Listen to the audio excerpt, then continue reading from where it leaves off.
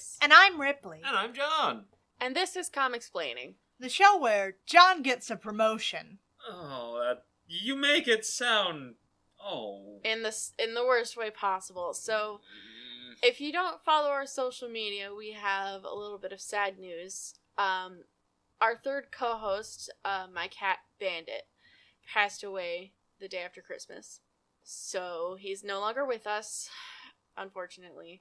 He had a long, happy life. He did. He did. 20 years. 20 fucking years. That's a long time for a cat. It's a very long time, and he was a happy boy. And I feel normal. So Yeah, you know, the cat you had since you were a kid. Definitely. I'm sure that nothing happening there. No emotions. I'm normal. So, John's getting a promotion to officially be the third co-host. And that's only because the other cat doesn't want the job. She does not want the job. Which means she's not over here bothering us. She's hiding. Yes. As she always is. Yeah. Well, not all the time, just when John's here. Yeah. She's not too hidden. She's just sitting on my bed. I mean, that's how Zipper would be if you guys are over at my place. She does not like other people. She barely accepts my roommate. So, yeah, that's sad. It is. We love him and we miss him. Anyway, Bandit. now that the mood has been brought down, let me tell you guys about Gnome Hell. What is Gnome Hell? You mentioned Gnome Hell, but you didn't explain. So I think back around Christmas of 2021, actually, is the first time I saw the gnomes. If you haven't seen the gnomes, John and also listeners, they're these little, characters. They have the big pointy hat, and they have a big bushy white beard. I know what a gnome is. I don't know what gnome is. No, listen, I'm explaining. And they have no face except for a big bulbous nose that's sandwiched in between the beard and the hat. And there's just these little characters that started appearing fucking everywhere. Okay?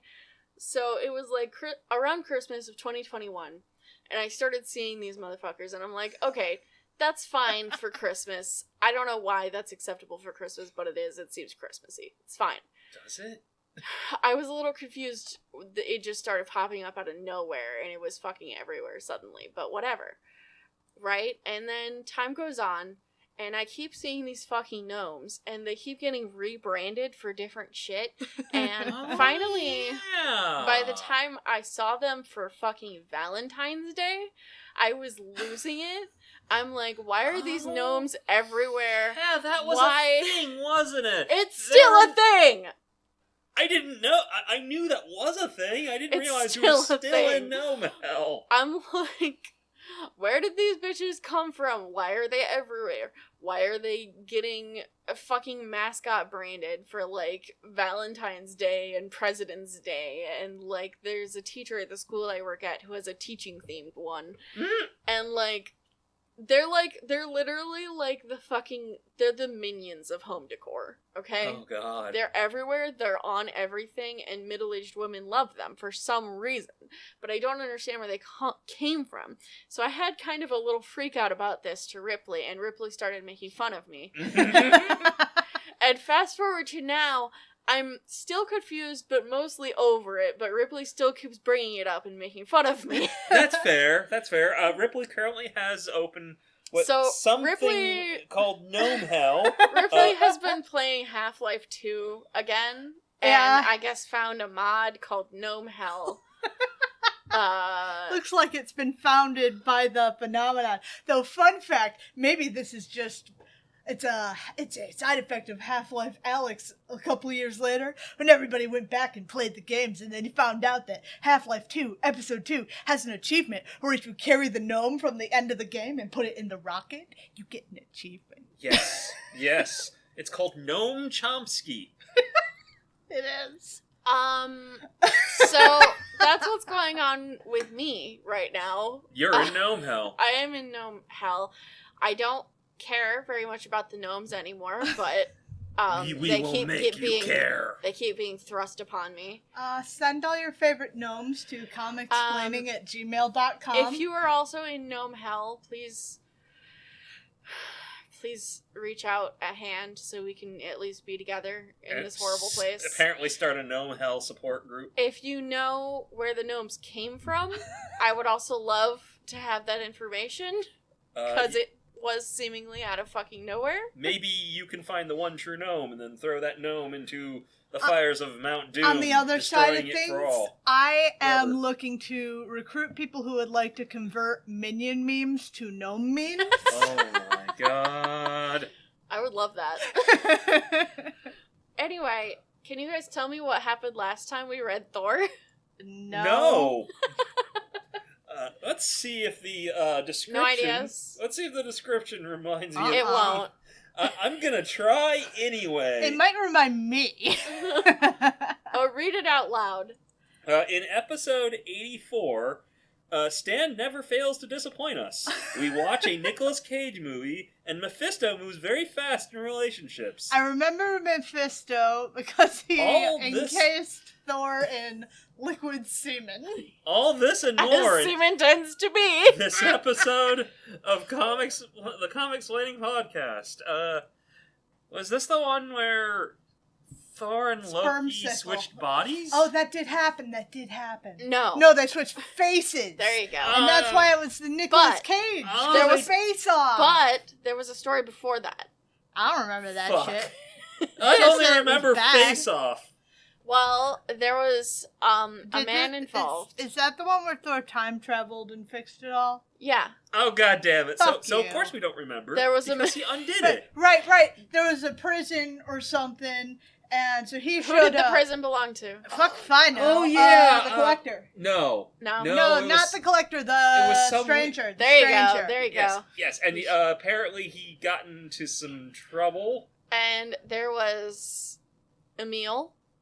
Yeah, Emil, the abomination was there, and so Thor saw these people's plights when he got sucked there because Emil used machines. Emil bumbled into the lever. Uh-huh. Yeah, that happened because he was trying to find a way out of the stranger's prison, and so Thor got sucked there because the And this was collector after- the stranger was looking at him. By the way, very important detail. This was after Emil got put back in the prison after being put on Earth to fight the Silver Surfer by a coven of witches. Yeah. For no reason. I forgot about the Oh, fucking man. witches. It's God a vital, damn. vital information. Emil, you have a very Sorry. weird life. And so Thor figured out, oh, everything's fucky, and then went back in time and decided not to help Emil stage a prison Yes, because break. he realized these are actually bad guys. He and realized the stranger's the personal... prison industrial system is correct. Yes, he realized that the stranger's private prison was a good thing, actually. Yeah. And that private prisons are good. Yeah. And that he should support them. Yeah. Absolutely. Yes, Thor, conservative Republican. The stranger isn't a weirdo who kidnaps people. He is providing a valuable service. He's So- making money off the labor of his prisoners. So he time traveled and undid everything that he did. Yeah. Which is a thing Thor can do, and thank God Stan remembered. And then Loki swapped faces with Thor Yeah. and got in a big fight when Odin looked down and saw the fight. It was like, that's fucking it. And he sent Loki to Christian hell, except it was Thor, and then Loki they Thor got encased in a sperm sickle. They got into that situation because Thor was sent to go find Loki. Right, Because Loki's in big trouble. right. Mhm. So now Thor's in big trouble. So Loki swapped their faces, and because they swapped their faces, they have each other's powers, obviously. Because Right. that's where That's how that works. Asgardians keep their powers, in their their face. and remember, Loki and Thor have the exact same body They type have the exact So- same body type and voice. and voice, so you know. And mannerisms. Yes, so you wouldn't notice that. It's like if you two switched faces, I wouldn't know. What if Loki is doing a really good impression and Thor is doing a really bad impression because he's not doing an impression? But yes, if you two switched faces, I wouldn't realize that you two had swapped faces. Obviously. So yeah, because they swapped faces, Odin was like, Loki, go to Christian hell right now. And Loki Mephisto, went to Christian hell. Except it was Thor. And Mephisto was there, and he was like, join me in an eternity of sin. But then I think, didn't Mephisto realize, oh, damn it, you're Yeah. not Loki. I Yeah. wanted my boyfriend Loki. Yes, exactly. That's what happened. And So then now- encased Thor in sperm. Yeah, exactly. Yeah, but one day, and then- I'll get my boyfriend back. But And then... today's not that Hannah, my boyfriend's not back. What the fuck? day. Damn it! And then Damn it, Sif Odin. and the Warriors 3 went to Christian Hell to find Thor. And that's where we left Because they off. figured Oh, I it forgot out. they did that. Yeah, and Baldur's on Earth trying to stop Loki. Right. As the cover would is suggest. Baldur Right, because still- Loki's causing absolute fucking chaos. Right, because Loki is just allowed free reign with Thor's face and powers. And, Yeah, and is trying to ruin Thor's reputation. Yes. And Odin doesn't know a thing. Nope. Okay, so that's what happened last time. So let's go ahead and read our next issue, which is Thor number 181 from August of 1970, written by Stan Lee, penciled by Neil Adams, inked by Joe Sinnott, and lettered by Artie Simek, and the cover is by John Buscema. So glad Neil returns. Uh-huh. Thor, disguised as Loki, stands Oh tragically my frozen God. in his cumsicle prison. Why is he so big? Is this He's in perspective? He's in the foreground. It's Thor. Also, that's Thor. Yeah, that's true. But He only has Loki's face. so what you're saying is Loki is smaller than Thor, but with Loki's face, nobody figured it out. That's what we were fucking saying. I know Odin is blind. Yes. And stupid. Oh yes, these two also have bingo cards open just for the reader's Yeah, edification. we do. Anybody who wants a Thor bingo card to play along at home, join our Discord server because I get like 30 of these little bitches every time I make one. My God. Sif commands Mephisto to release him immediately, but he says no, obviously, as if you could just ask the devil to release someone and he'd be like, okay, no problem. Well, what she could do is challenge him to a fiddling match. She could. I don't know. I think Mephisto knows better. She also states that this is Thor and not Loki, another tactic that is staggering in its effectiveness. I think he knows. They all take a swing at the devil for his blunt refusal, but he simply fades away before their weapons make contact. God, I love Neil Adams. Whew, that's art. Look at that fucking eye. They may have greater numbers, but he has the home field advantage. Yeah, they're in hell. Christian Hell. As he vanishes, Volstagg proclaims triumph, a bit prematurely, as an image of Mephisto looms up out of the flames and engulfs him in a blast of fire, causing the Lion of Asgard to disappear completely. Well, rip. The three remaining warriors rush headlong across the bridge, determined to find their host's true body to free not only Thor now, but also Volstagg. God, I would like to take a moment to emphasize the fact that the change to Neil Adams' art has made this stuff by Stan have a degree of tension. Yeah. I will give you that 100%. That fucking eye. Because, like, normally I would probably not be paying attention to it, but this really emphasizes the fact that Thor is having to go through the horror of watching his friend disappear in front of him, unable to do anything He about is it. watching his You friends know- possibly die. You know what it emphasizes to me is that they can't decide what color Loki's eyes are. Well, Loki can shapeshift, right? Maybe Loki Yeah. can shapeshift the color of their eyes. They just Different colored eyes. depends on their Ha-ha. mood eyes.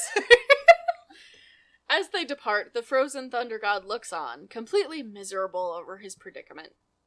His friends are putting themselves in danger for him, and there's nothing he can do about it. He starts to recap what happened last time, though he says that he's in the body of Loki, which is the exact opposite of what happened. Hey, at least we're getting a recap. It helps because it's been a while since last time we did this. I guess the boys didn't get far because they're flailing aimlessly at Mephisto, who has them dancing like puppets on a string. I think he's winning. I think Mephisto is winning. Sif realizes how fruitless this is and decides that the only hope is to free Thor. In pursuit of that goal, she turns around and begins to hack at the ice with her sword. Thor admires her strength and determination, but thinks that there must be a better way to accomplish this. Remembering that having each other's faces means that each sibling has the other's powers, Thor uses magic to telekinetically yoink the sword from Sif's hand and send it flying at a dragon perched somewhere nearby. That dragon's kind of fucked up looking. I don't know why there is a dragon in hell, or where it was or in why this space. It looks like a weird dinosaur. But there's a dragon now. The dragon has entered the field. This dragon has kind of a soft salamander body. Okay, Sif, roll initiative. I'm kind of into it, actually. It took me a minute. Yeah, I think it's kind of interesting. It's kind of like a Gila monster is what it makes me think of. Yeah, kind of. And it doesn't have wings, which actually makes it a drake for my fellow dragon enthusiasts. Oh my god. Anyway. Tag us on Twitter with your favorite dragon. Oh no. Please do. And not drakes. Drakes aren't dragons. They are. They're a type of dragon. Boo. Subset, superset. No. I reject your... Anyway, the dragon is pretty pissed about being hit with a flying sword when it was just kind of chilling out. So it decides to start munching on the Thor sickle. Okay. An act that would make more sense if Sif wasn't literally right there. But I guess it psychically picked up on which of them threw it, maybe? As hell dragons are wont to do. As they do. The dragon's fire breath begins melting the ice, and before too long, Thor bursts forth, finally free of the cumsicle. He returns his lady's blade and makes a dramatic declaration about how he will win in the end. I mean, he will. He's Thor. Yeah, he's the protagonist. Mephisto rebukes this sentiment and reminds everyone that Loki is currently running amok on Earth, ruining Thor's good name. I love this. He says this while striking a dramatic pose, and in the next panel, we cut to Loki, in the guise of Thor, striking the same pose, which is kind of fun. Yeah. Oh, yeah, that is fun. That is real fun. God, this elevates what would probably be a pretty prosaic story. Yeah, this isn't, like, the best writing, but, ooh, it looks pretty. No joke. Pretty art helps even a bland story. It elevates the story to something else because we also get visual storytelling. Sequential storytelling is a very important art with many, many aspects. Mm-hmm. Since we last saw them, the Trickster has been getting up to some bullshit and is currently in the process of invading the UN and taking everyone hostage. So what's with the weird military guns? Outside, the army is just shooting willy-nilly, trying to break through the barrier that was placed around the building. I guess they think that it's a matter of whittling it down rather than considering that maybe guns simply aren't going to cut it. No, they have weird laser guns and shit. Well, I mean, like in this universe, S.H.I.E.L.D. is supposedly part of the UN, right? So they've got access to some good shit. Everybody's got to have vamped up shit, probably, in this universe. Hopefully. The delegates inside the building are yelling at their captor, which is always the ideal thing to do in a delicate hostage situation. Yes. They're really putting their diplomatic, their diplomatic chops to work here. Yeah. They say that no man, god or otherwise, can command their surrender. Loki is not impressed by their valiant words and begins to summon a thunderstorm into the amphitheater. Okay. The man in the stands shrinks back from the power on display, but before the party really pops off, the god of evil is called out by the one Asgardian who remains in this realm. Balder the Brave has returned to give Loki another taste of his steel, but the latter has had it about up to here with this goody two-shoes. Mm-hmm. They shoot a blast of energy from Mjolnir, which Balder dodges while taunting that Loki may have stolen Thor's power, but wields none of his skill. Well, somehow he's wielding Mjolnir. Right, but he still doesn't have, like, the skills. I know, but the ability is... This apparently strikes a chord, as the Trickster decides to dispense with the pageantry and get the job done with their own brand of magic. However, as they bring their hands down to cast the spell, nothing happens. Because that's how magic works. As we all know, powers are tied to your facial features, and therefore Loki cannot use magic while they look like Thor. Uh-huh, yes. Because this is how magic works. Magic is connected to your body, and... Not your body, your face! Right, your face. No, they're getting it confused, too. Yes, at this point it really does feel like they wanted to do a mind swap plot, but realized they couldn't so soon after the issue where someone else tried to do that and failed. And died. Especially in this issue where they keep saying they're in each other's bodies when that is explicitly not true. Anyway, Balder gloats about Loki's oversight, but the villain is not ready to give up just yet. Meanwhile, in Christian Hell, Thor has used magic to put force fields around his friends and is demanding that Mephisto let them all go. The devil politely declines, declaring that no one can defeat him in his own realm, where he has the power equal to Odin. Thor calls him cringe, and then... Oh! God, okay. So he uses magic to shrink himself, which somehow makes his soul bigger. What? And the rays of pure goodness make Mephisto want to vom so much that he gives up, returning Volstagg and allowing them all to leave. What the fuck? I love this take. That's so weird, but it looked pretty. Yeah. Everyone gathers around Volstagg, expressing relief and concern over his fate, which is cute. Then they all zap back to the Bifrost, where they are greeted by Heimdall. Sif notes that Heimdall won't let Thor pass while he looks like Loki, and I feel like the guy who can see and hear everything should know the difference, but whatever. Right, and also, could you not explain to your brother? Right. Wait. Exactly. Does this count as a new hat? Yeah. Okay, Odin has Never a new before hat. Of seen. course, that was the free space on our card. Yeah. Yes, it was the free space. Thor tells them all to go home and wait for him while he returns to Earth to finish his fight and reclaim his identity. By now, the Vizier has shown up to tell Odin about what's going on, but the Allfather says that he already knows. So when did he figure it out? Was it before or after he sent Thor to Christian Hell? Either one is bad. Bullshit. Bullshit, bullshit, bullshit. Thor shoots off down to Earth, where Loki has just defeated Balder. They're still in the United Nations building, and by the looks of things, they've made a real mess of the place. You say in? It looks more like they're in the hole. No, they're in a these construction panels, site. No, in these... I know, it's very confusing. It confused me when I read it. In these panels, they're in the UN building, and then Loki gets... I'm gonna explain it. Okay. So they've made a mess of the place, but as they gloat over the god of light, Loki is encased in a bubble, which they recognize as one of their own spells, and pulled away to a distant location. Have So we in these ever two seen panels- this spell? No. In these two panels, they're in the UN building, and then Loki gets picked up and moved here. Ah yes, a spell of mine own creation, a spell we have never seen before. And that doesn't mean it doesn't exist. Right. It's magic. I know. They arrive at a nearby construction site, which is Stan's favorite place to have a fight scene, though this one is not as deserted as they usually are. The crew, who have been hard at work on this building, watch with awe as the two gods face off. Fight! Thor has come here with a plan. The goal, getting Loki to throw Mjolnir. The method, being real annoying. He begins by hurling a giant boulder, which was just sitting there, I guess.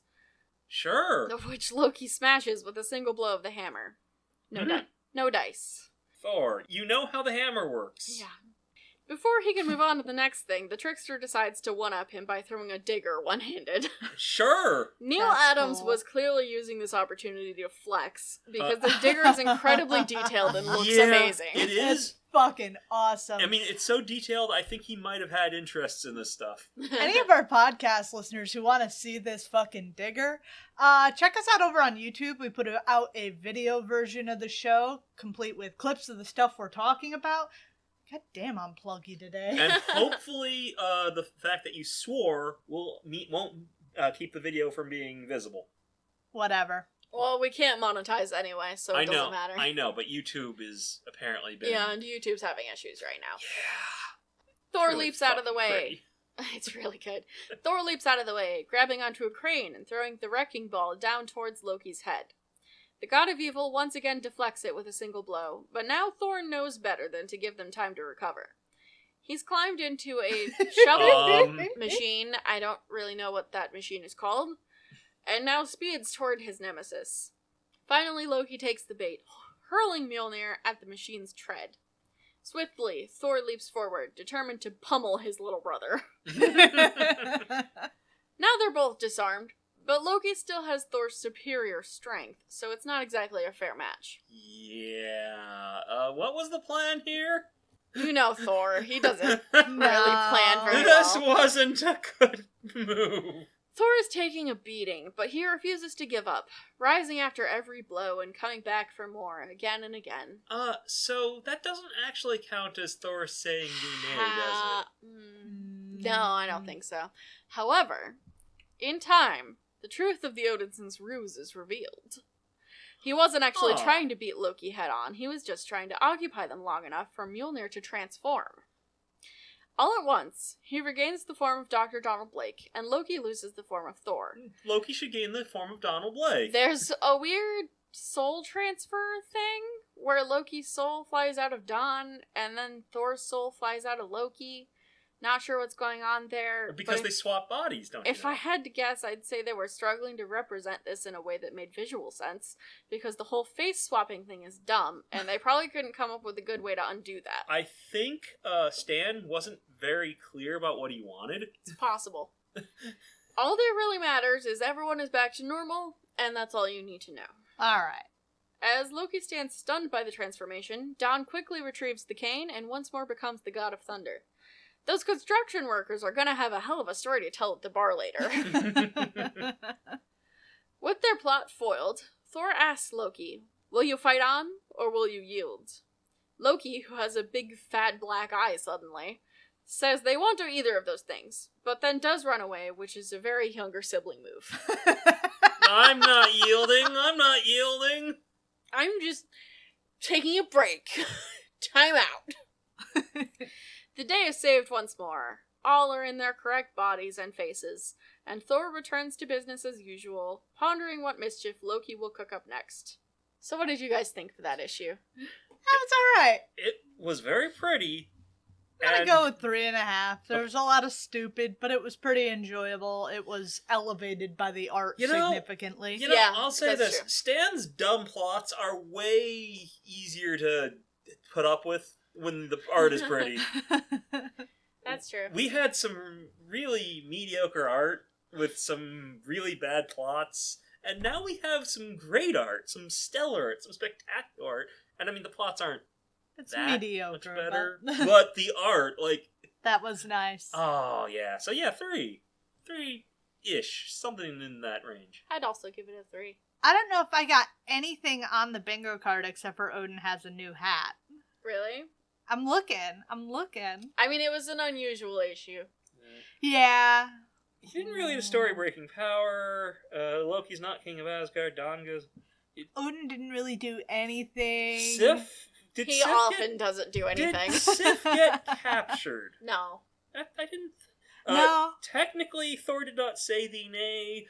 Loki said the I'm gonna nay. count it. I'm gonna count Thor said the nay on No. my bingo card. I don't think that's fair. I think I'm doing That's not something Thor said. Cheater. it. Thor, in Odin's body or with Odin's face, depending on which issue you are following the canon of. Loki's face, not Loki's Odin's face.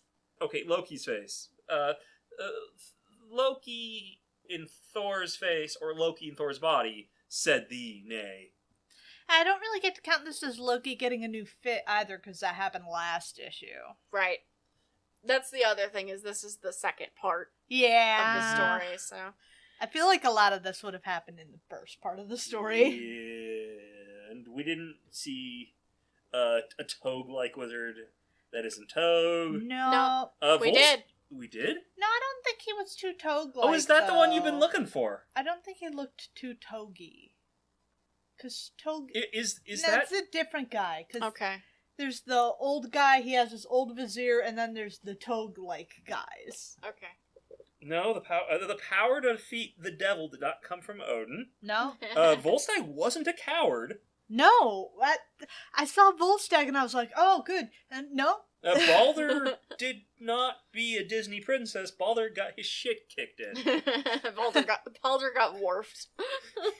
Jane was not here. Oh, could we say the police and/or army get wharfed? Yes, I think that's fair.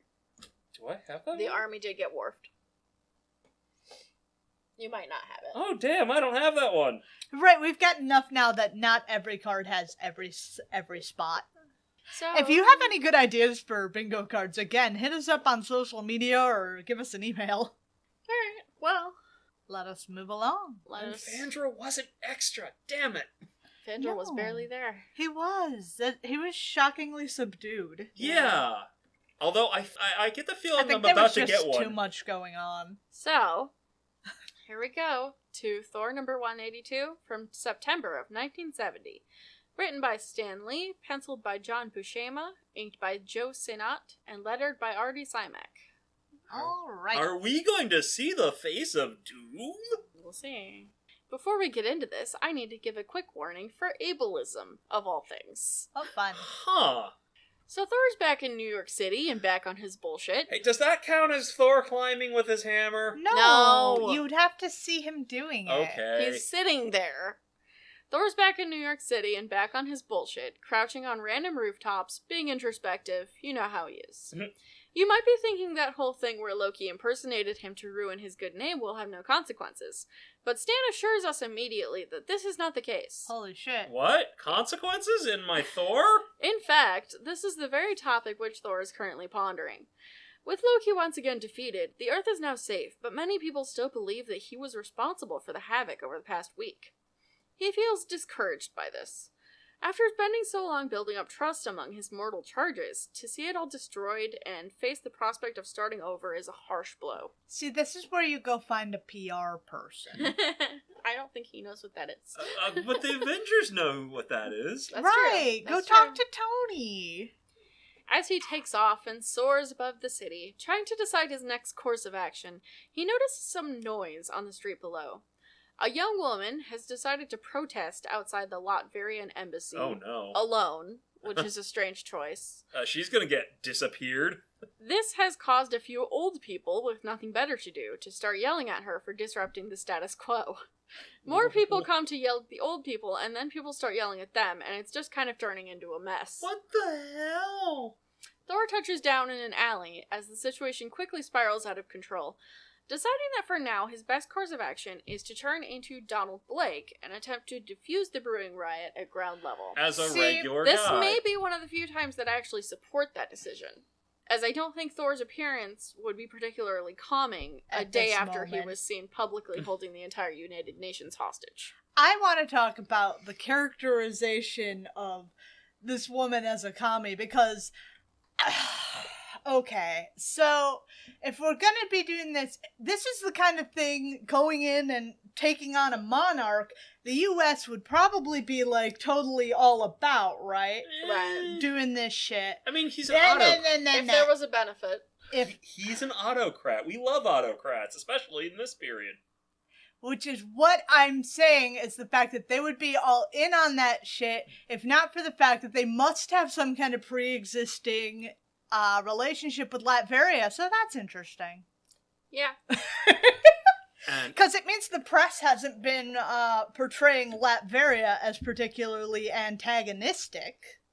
We're good and dear buddies with our friends in Latveria. And we're good and dear buddies with our friends in Saudi Latveria.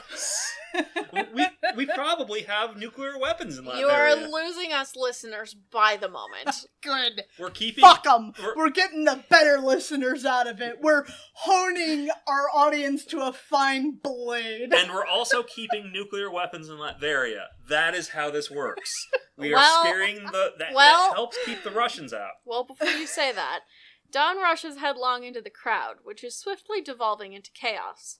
Before he can do anything of value, though, one of the guys protecting the girl gets decked by a counter-protester and falls back, knocking her over in the process. Oh boy. All hell breaks loose as Dr. Blake tries desperately to defend the fallen girl, but tempers are hot and no one is heeding the mild-mannered doctor. He's had just about enough of this behavior, and he knows one person that they will listen to. He slams his cane on the ground, which means that yes, even though he had a decent reason this time, this is yet another example of Thor turning into Don and then immediately getting overwhelmed and turning back into Thor, rendering the whole sequence pointless. I feel like I have that in here. Oh, Thor turns into Don for no reason. There you go. Do you have it, John? No. Oh my god, John got the worst bingo card. You monster. You sabotaged them. I gave you the first bingo card. I thought that would be the luckiest. Misunderstanding fight? No, I don't think so. Nah. Anyway. Well, we do have the police and or army get dwarfed. Hey. There we go. At least I found that one, but I don't have some of these other ones. Nope. Anyway, a crack of lightning cuts through the voices and the mob scatters, leaving him to gently lift the young girl away. He takes her back to his medical office, where he lays her on a bed, and turns back into Dawn in order to properly attend to her medical needs. I love when this happens and he's, like, actually useful as a doctor. Yeah. I love that. Look at him lurking in the doctor's office. It's a little menacing. She awakens a short while later, dazed but determined to resume her vigil. Dr. Blake tries to calm her down, imploring her to tell him what exactly she is attempting to protest. He notes that her accent is French, not Latvian, and I would wonder why that means she needs a reason to give a shit about what happens there, but that is the American way. Mm-hmm.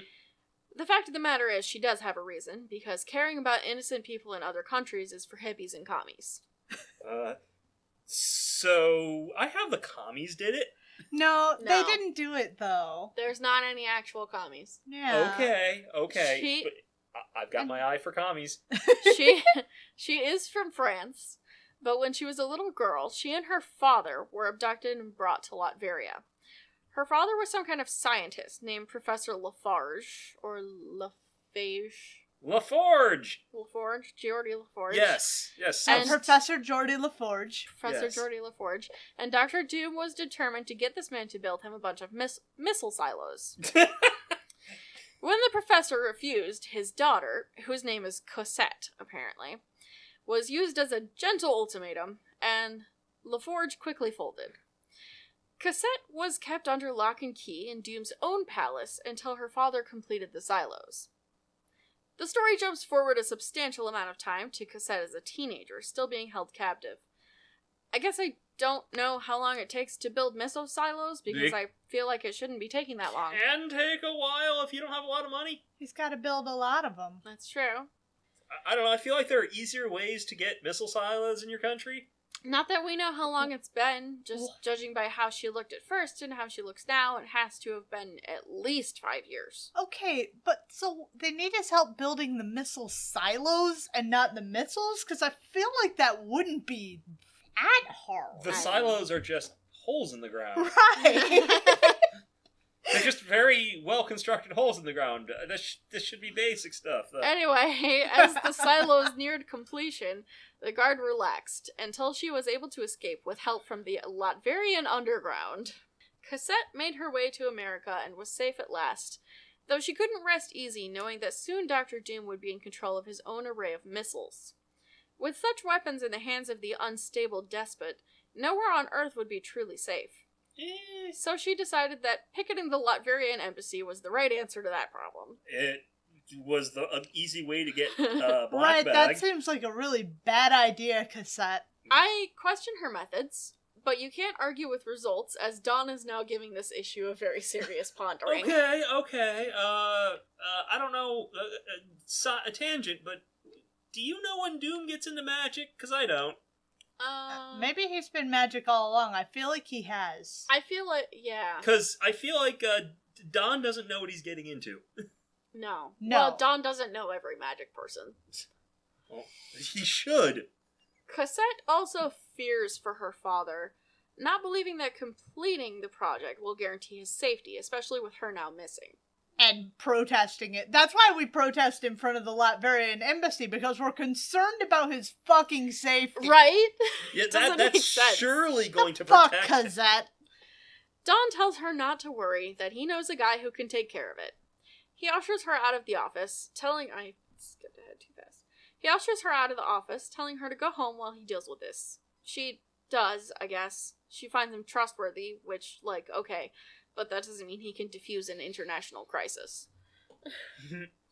Now, you might think this is the moment he transforms into Thor and flies across the sea to wallop some baddies. However, Dawn thinks that attacking a sovereign nation is a bad look. He is still willing to exercise his favorite brand of extrajudicial violence, but he wants Doom to come to him rather than vice versa. Jesus That's, Christ, demanding. That's also really bad to do. To that end, he calls up his old friend at the paper, Harris Hobbs. Oh my god, Harris Hobbs! Wait, wasn't he like a total dickhead? Yes! Calls up Harris Hobbs and gives him a story. We don't know exactly what it is right now, but it apparently has something to do with Dr. Doom's disfigurement, which no one knows he has right now, and is also kind of gross to be talking about. The man is a power-hungry, murderous dictator, and the best you can do is take shots at his looks? Questionable. Right after hanging up, however, our problematic hero receives a summons from Odin, and is immediately sucked away to Asgard. Sure. Odin is like, listen here, we need to talk about the world beyond. This What? is the same hat as the last issue. Oh my Oh my god. god. He's Odin got doesn't get a new consistent... hat. He's not getting new hats anymore. I don't support that. No. Anyway, we need to talk about the world beyond. And Thor is like, that's cool, but can it wait maybe like a couple hours? Will I deal with some shit? I have to kill a despot, and I need to trick a despot to come into my office as my other self, and then I kill him as me, so the murder happens on American soil. Yes. Big brain. Sif chooses now to make her obligatory appearance, running in and throwing herself at the Odinson, crying about the world beyond, whatever that is. Boulder runs in after her with similar concerns, and Thor takes a moment to appreciate the love, which is pretty nice. Yeah. Odin is like, God, yeah, whatever, go deal with your shit, but you can't take anyone with you because I feel like it. Wow. And Thor takes off back to Earth while Sif cries about how he's constantly being put into danger on missions and quests. Yes. This isn't one of those, Sif. This is a... He's doing this to himself. He's doing an extrajudicial killing. I'm sorry. Meanwhile, Dr. Doom has arrived at the Latvian embassy in New York, having taken the bait. It turns out that the article Don put in the paper is about some revolutionary plastic surgery which can fix any kind of facial damage. So that's really kind of fucked up, Don. This feels kind of icky. Yeah. See, I'm telling you, it's an extrajudicial killing. No. He's giving hope to all kinds of people who have that some kind fair. of damage to their faces or who could be seeking some kind of way to fix that. He's taking advantage of the one thing even Doom would fall for. Even if you are willing to accept him doing that to Doom, it is in, like, a newspaper that right. All hundreds these of thousands people of people are read. fucking seeing it and they're like, oh my god. Hope. And you know what's gonna happen? Doom killed due to trick in newspaper. Fucked up. Also, how is luring Doom to America going to prevent those silos from being finished? It's not. The next leader maybe won't care about silos. I'm sure the next leader won't care about having words back with nuclear weapons. Has Victor named a successor? No. No, I don't maybe. think he has. But there is a Latvian underground, so there may be a movement that could take power. After a bloody civil war. Yes. Which is what we all want. Yeah. We want a nuclear-powered country having a bloody civil war. Yes. I'm sure that will go really well. Victor has a dramatic rant about how ugly he is. Oh, God. During which he breaks a mirror, which prompts an attendant to rush in to check on him. He's a bit miffed at the implication that something could hurt him, but takes the opportunity to order a ride across town. So, why didn't he just make an appointment? He has people for that, surely. Doom takes advantage of the drive time to read the reports that his agents have compiled about the good doctor. Because obviously he would do his research before meeting anyone. He finds the information interesting, which is somewhat ominous. Hey, Donald, I think you're about to take an unscheduled sabbatical. He does that a lot, to be fair. I see several potential spaces here. I also have someone comes to Don about Thor. When they arrive at the building that houses Don's office, Doom simply has the driver wait until the doctor emerges. A short while later he does, and immediately notices the very conspicuous car covered in Latvian flags. Yes, incredibly conspicuous. No one will notice that car. The driver starts to tail him, but Vic whips out his molecular displacer gun. Hey, did you know Victor Von Doom's a smoker? Yeah. Wait, oh my god, he is! Holy shit, I didn't notice that! Yeah, and he's got like a fancy cigarette holder. Yeah, he's got... Oh god, what are those called? Cigarette holder. They got like an actual... Cigarillo? That's a different thing, I think. Yeah, I think it is. But they do have that kind of tip. Anyway, Vic whips out his molecular displacer gun and just beams Dr. Blake into the car. Why? which has the added bonus of knocking him out for a while. Why didn't he just get thugs? I'm surely he has thugs. It's not like it's less conspicuous Right. to Vaporize a guy. Beam. Okay, if Ripley gets to say that Thor said the nay, I'm calling this an unannounced sabbatical.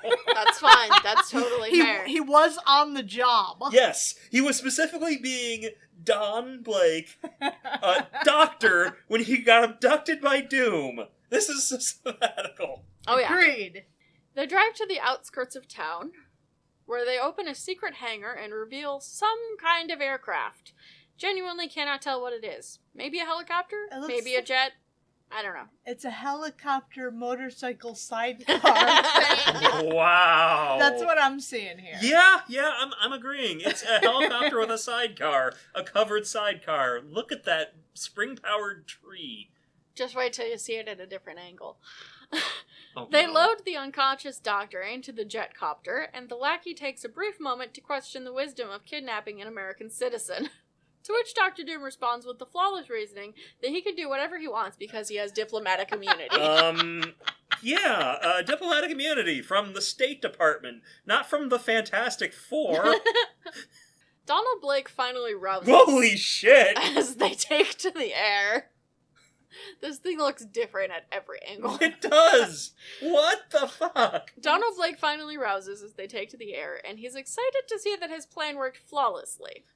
It turns out this vehicle is in fact both a jet and a helicopter, so I think I get some points for that. I think you do. You know, I was calling that just him being kidnapped, an unannounced sabbatical. He's being taken to Latveria. Yeah. This is officially, this isn't even like me exaggerating anymore. This is officially a He sabbatical. has a patient at home. Oh no. Victor kicks it into high gear, and within a span of minutes, they arrive across the sea in scenic Latveria, touching down at his very own castle. Scenic Latveria. Dr. Blake plays along as Doom marches him into the palace and sets him up in a cozy room with refreshments. This seems familiar. I wonder what Cosette's gonna think when her doctor suddenly disappears. He lays out his demands and makes it clear that failure will not be tolerated before he moves to make the ultimate reveal. But this is moving a little too fast for Don, who needs to find the time to search for Professor Geordie LaForge, and yet he can't help but feel a bit curious. I mean... Not only to learn the secret which hides behind Dr. Doom's mask, but also in a professional medical way. It's like, maybe I can actually help A this part guy. of him wonders just how bad the disfigurement is and whether or not he could actually do anything to help. So he watches silently as Doom lowers his hood and unclasps the mask. I feel like he's about to break some medical ethics. Like, actually break some medical ethics. In this moment, even the megalomaniacal dictator seems delicate, hesitating to reveal his secret to another human being. But he finally does, and Don is super cool about it. Just kidding. He immediately drops his drink and screams that it's horrible and there's absolutely nothing that can What be done, the- which is very super awesome and cool. Great job, Don. Not only did you use Wow. this man's deformity as a tool to trick him, but you also had just about the worst possible reaction. Don is out here reblogging pictures of disabled people and tagging them as body horror, but he's also a fucking doctor while doing that, His which in my humble yeah. opinion has lost you all respect and credibility. His bedside manner could use some work. Right. Don, no. Doom responds by hurling Don into the table, That's fair. and then having him put in the dungeon, but this time I'm honestly kind of on his side about it. Hey, Fantastic Four, if you come to rescue Donald Blake, leave him. For a like- little bit at least. I feel like the dungeon is a bit strong, but he should definitely be canceled. Yeah. I don't know. I think he put an ad in the paper for new special medical care, and That then, doesn't exist. That doesn't exist, and then told... That could be fraud, depending on if he said it was for money. And then he told Victor Von Doom to his face that medical science can't do anything for your face. You monster, you terrible, horrible monster. How On the can you other look like hand, that? he's not stringing him along. Yeah. No, but only because Don got abducted by Victor Von Doom and taken to Latveria, where now he's insulting the leader to his face without the mask. The dungeon is dark and wet, with water dripping in from above. Don is manacled to the wall, and his cane is thrown just out of reach. So really, he should take this moment to think about what he's done and compose an apology. He should. Instead, he takes off his shoes and uses the laces to turn it into a grappling hook sort of deal. I mean, you never... Why would you assume your apology is going to be accepted? I think that the shoe grappling hook is... I think you should still make one, though. Yeah. As Thor, that'll do. Agreed. So, his shoe grappling hook, he tosses it across the room to hook the cane. He pulls it toward himself and uses his feet to tap it on the ground, which I hate for many reasons. Mm-hmm. Just look at his feet. What? That's a fucking... He's doing some pretty good fucking gymnastics here. He doesn't skip leg day. For considering he has weakness in one of his legs. Right? Well, they constantly forget about that. He doesn't skip leg day. Somehow. Once again, possessing the form and power of the God of Thunder, Thor quickly snaps his manacles and blasts out through the wall. As he takes to the skies, the sirens in Dr. Doom's laboratory begin to sound at the appearance of an unidentified aircraft. He immediately deploys a missile. And Thor's like, the only thing I can do is hit it. There's no other thing. I have to let it hit me. There's no other choice. Yeah, Odinson scoffs at the missile before looking down and realizing a teensy-weensy problem. If he dodges the missile, which he can easily do, it will impact the cozy village below him and kill countless innocents. Thor gets introduced by fucking... So here's a thought. Why don't you just redirect the fucking missile, you Thor, idiot? this is not the trolley problem. This is not the trolley problem. You don't have to be the guy on the trolley or allow 100 people to get hurt. That's exactly the trolley problem either. That's the case in which you're both the track controller and the guy on the tracks. He's managed to make it worse. I don't know why, but he has. So, what did you guys think of that issue? 5 out of 5. Fuck. This is ridiculous. It was a fun ride though. 3 out of 3. 3 out of 3? 3 out of 3. 3 out of 3. 3 out of 5. There you go. Sure, 3 out of 5. Yeah. Okay. And let's see the deadly dilemma. Let's see if I got any extra spaces. Yeah, check your bingo cards. Yeah. I didn't. Loki's not even here. No. Sif isn't here. Fandral isn't here. Thor never said the nay. That wasn't racism. Odin didn't save the day. Commies didn't do it. There's no power from Odin. Misunderstanding. No, fight? I think we are nothing on mine. No. Who we got? So with that in mind, Trapped in Doomland. let's go ahead and read Thor number 183 from October of 1970. Written by Stan Lee, penciled by John Buscema, inked by Joe Sinnott, and lettered by Artie Simek. The first page is a recap of what happened in the last issue, so we can skip it and pick back up on page 2, where we find out how Thor is going to deal with this whole jar of pickles. A trolley problem of his own construction that's actually worse than a trolley problem because he's also on the track. In an astounding feat of problem-solving and mid-air acrobatics, he whirls his hammer and launches it straight up into the sky with enough force that it sucks the missile toward it. Cool. Okay. As far as stand science goes, this one isn't actually too bad. Fairly inoffensive. The main problem being that, separated from Mjolnir, Thor is now bound by the laws of gravity the same as everyone else. Whoopsie! He hurtles toward the ground, grabbing onto a chimney that doesn't break his fall so much as prolongs it, Oof. as it just crumbles and rains bricks down after him. Good job. him, I'm Good sure. job. A scant second later, there's a brilliant explosion in the sky as the missile detonates.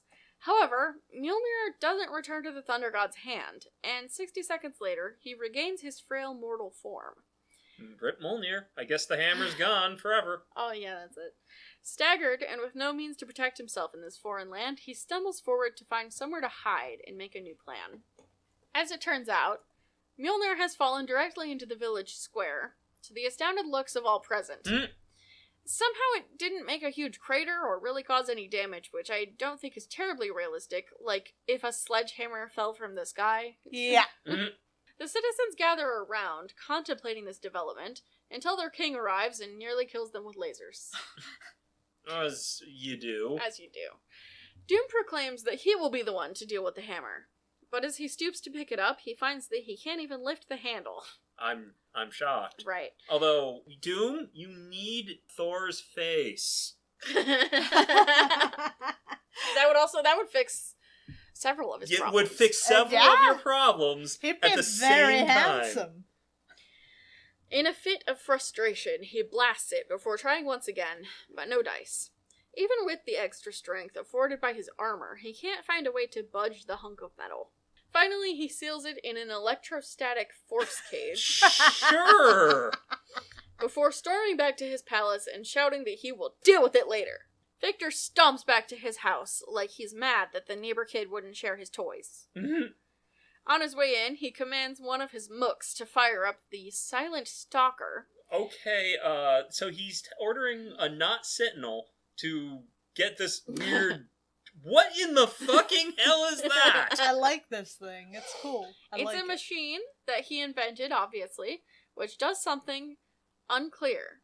Imperial probe droid. It just goes around and looks for things that look like the thing in the picture. I guess all he has to do is put a picture of Blake, which he has, apparently, into the scanner, and the machine will lead him right to his unsuspecting prey. Well, he did have like a PI give him the whole rundown on Dr. Blake. I'm sure he's but got a picture of him. That's fair. He has one somewhere, but apparently he just has a headshot of Don in his pocket. Yes, in his pocket specifically. Has he had He's kind of got him on the brain right now. Yeah. Vic, you're crushing. Stop crushing on him.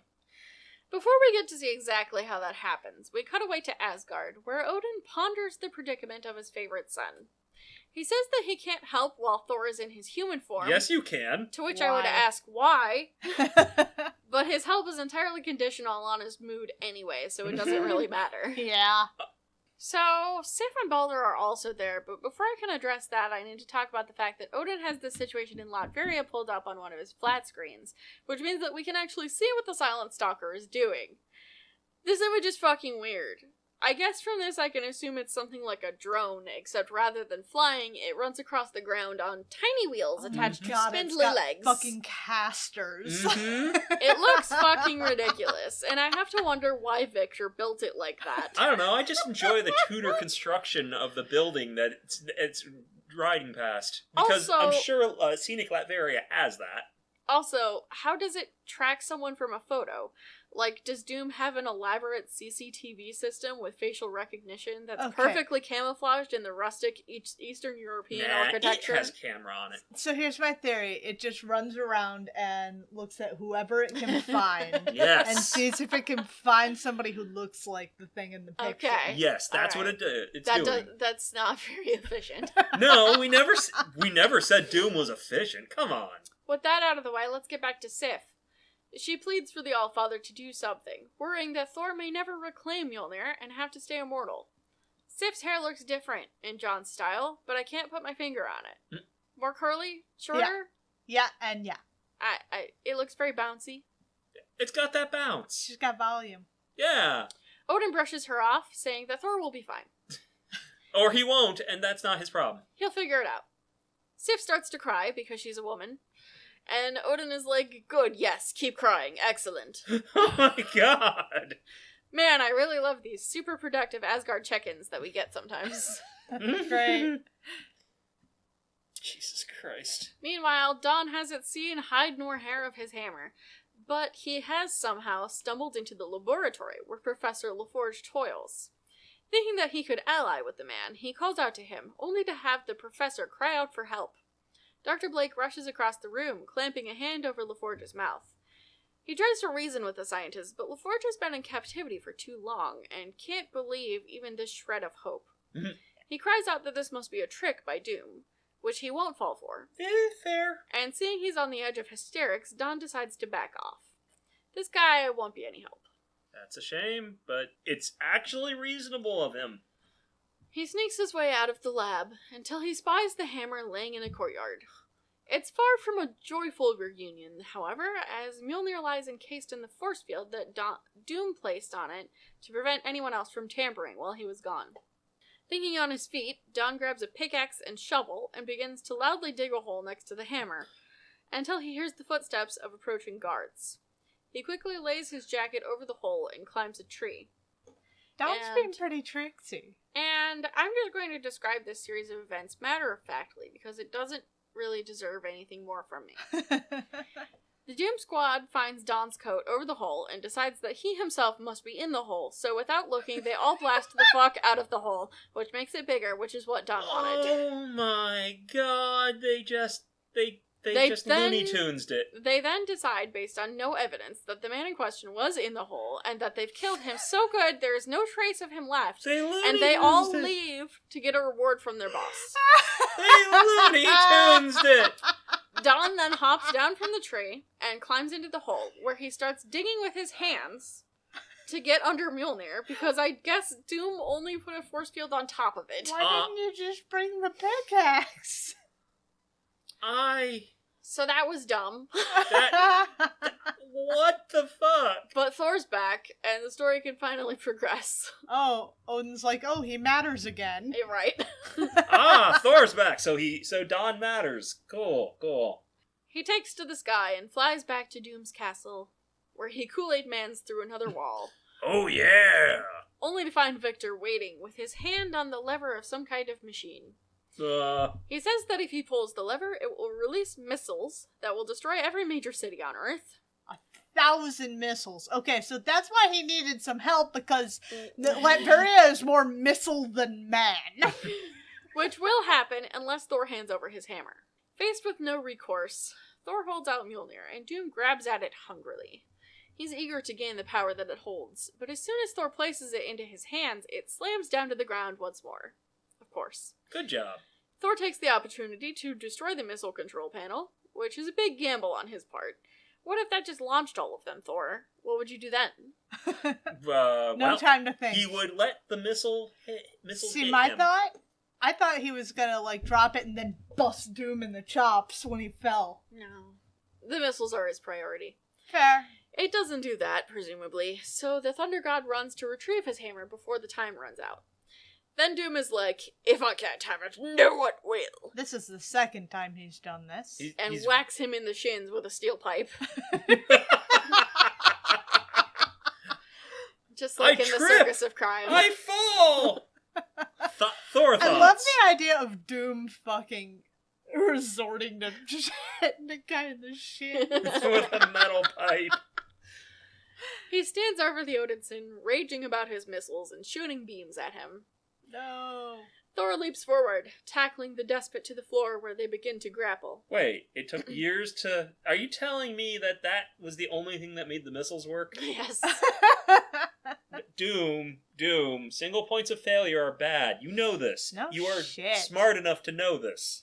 Doom grabs Thor's face and gives him a taste of his taser hand, but the electrocution seemingly doesn't do much, as he's just thinking about how long it's been since he last touched his hammer. He's the fucking god of thunder. Uh-huh. Exactly. Yeah, I'm going to hit him with a power he's unaffected by. It's probably not much of a problem. However, if he turns into Donald Blake, it will be a much bigger problem. That is true. It will be, but I don't think Doom realizes this isn't doing what he thinks it's doing. Doom apparently doesn't know fucking anything about Thor, judging by this. Yeah, that's the impressive part. You'd think he'd have A, known everything about Don, and B, known everything about Thor.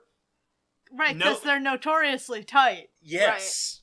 Right. The seconds tick away as Doom pumps electricity into the guy who is literally the god of that, which isn't super smart, but he is still grappled, so he at least has to deal with that. Thor sinks down to the floor where he grasps one of the flagstones and rips up the floor underneath himself, throwing Victor back long enough to make a leap for his hammer. In Stan Comics, they do a lot of throwing of the ground and the floor. Yeah, I like that. That's weird. Not sure what to make of it. It's a Stan thing. With Mjolnir once again in his sweaty little mitts, Thor can easily deflect his foe's beam attacks. Still, he didn't really come here to fight Doom so much as disarm him. He takes off again out the hole that he came in, flying to the silo where the missiles stand ready to be fired. What? Guys, that's not what... It's not a fucking silo! That's just a weird circle of missiles, or they just pointed at fucking anything? I Not just whatever city's in this fucking direction. So- Stockholm, some small town in France. Who fucking cares? So you know how the artists in doing X-Men right now know what airplanes look like? I don't think this is an artist who knows what airplanes look like. No. Oh, this is not an airplane. Patently, no. Or anything else. I mean, think about military. that fucking plane from the last issue.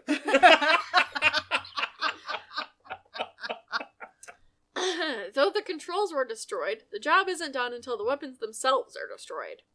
He channels power into Mjolnir and with one precise throw, cleaves the lot of them in half. Now standing in the midst of the wreckage, Odin asks his son if his task is complete. He says there's one more thing, which Odin is not happy about. Wrap it the fuck up, Thor. We've got other shit to do. You said you'd be quick. 5 minutes! We're on the clock! Thor returns to the lab where he found Professor LaForge earlier, but the man is no less manic than before. In fact, he refutes the idea that he must leave for the sake of Cassette, stating that Doom promised to make him rich in exchange for his work. He fishes a gun out of a cabinet and shakily points it at his would-be rescuer, while raving madly about his promised money. What the fuck, Jordy? You suck. He fires... You're not worthy of the name. He fires repeatedly, but Thor deflects each bullet until one ricochets into the professor's chest, and he slumps to the floor, cursing his daughter for meddling. What the fuck? I What? hate this turn. Right? I think this counts as a misunderstanding fight. No. No, I disagree. I don't agree. It's a misunderstanding rescue. Fair. I don't think it's a misunderstanding I don't fight think on it's a- Thor's side. Yeah. He wasn't trying here to fight. I don't think it's a misunderstanding at all. It's just a greedy fuck. Yeah. Thor is perturbed by this, but he knows he doesn't have the time to linger, so he takes off once more. Doom stands on a parapet, shouting my. about how he'll get you next time, Gadget! Thor literally just called him uninteresting. Thor says he doesn't give a shit, and flies straight over him. With what I know about Doom, this may have been the sickest burn Doom has ever experienced in the history of his life. Yeah. Good point. That's pretty savage to Doom. You The interest most me no self-important longer! man in the Marvel universe. Right. He literally became a god of reality, and at this moment, he interests Thor no longer. The Odinson returns to New York, where he delivers the bad news to Cassette. He softens the blow, telling her the truth that she needs to hear. That her father died defending what he believed in, and his last words were about her. That's true. That is technically all true. technically accurate. Technically true.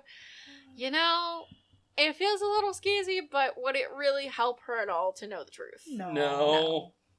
No, he's being a good guy because he's just a great guy. He is. He's trying to make lemonade out of some lemons.